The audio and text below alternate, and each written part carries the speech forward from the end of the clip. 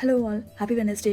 இறுதி பகுதியாக மேல்மலையனூர் திருக்கோவிலின் வரலாற்றை பார்க்கலாம் வாங்க. Welcome back to Sreeja YouTube channel. Sivaperuman ஆனந்த தாண்டவம் புரிந்ததால் சிவபெருமானுக்கு தாண்டேஸ்வரர் என்றும், ஆங்கார ரூபம் கொண்டதால் பார்வதி தேவிக்கு அங்காளம்மன் என்றும், ஆனந்த தாய் என்றும் பெயர் பெற்றார். அம்மனின் கோபத்தை தணிக்க தேவர்கள் முயன்றனர், ஆனால் முடியவில்லை. முடிவில் மகாவிஷ்ணுவிடம் ஆலோசனை கேட்கின்றனர். மகாவிஷ்ணு தேவர்களிடம் அழகான தேரை உருவாக்குங்கள், அதன் மேல் பீடத்தில் நான் கலசமாக மாறிவிடுவேன், அதில் அம்மன் அமர்ந்ததும் கோபம் தணியும் என்று கூறுகிறார். அதன்படி 4 வேதங்களும் சக்கரங்களாகவும், தேவர்கள் ஒரு சிலர் தேரின் கால்களாகவும், ஆகாயம் தேர் சீலைகளாகவும், மகாவிஷ்ணு தேரின் மீது உச்சியில் கலசமாகவும் மாறி அழகான தேர் பூங்காவனத்தில் எதிரே நின்றது. இதை பார்த்த அங்காளம்மன் அதன் மீது ஏறி அமர்ந்தார். மற்ற தேவர்கள் அந்த தேரை வடம் பிடித்து பூங்காவனத்தை சுற்றி வந்தனர். அம்மனின் கோபம் முற்றிலும் தணிந்தது. தேவர்கள் அம்மன் மீது பூமாறி பொழிந்தனர். அங்காளம்மன் மனம் குளிர்ந்து தேவர்களை வாழ்த்தியதோடு தன்னை நாடி வரும் பக்தர்களுக்கு வேண்டும் வரம் அளிக்கப் போவதாகவும் கூறினார். அதன்படி இன்றும் அங்காளம்மனை நாடி வரும் பக்தர்களுக்கு வேண்டும் வரத்தை அளித்து பாதுகாத்து வருகிறார். ஓம் அங்காளம்ம தாயே போற்றி போற்றி. தேங்க்ஸ் ஃபார் வாட்சிங். Subscribe my channel.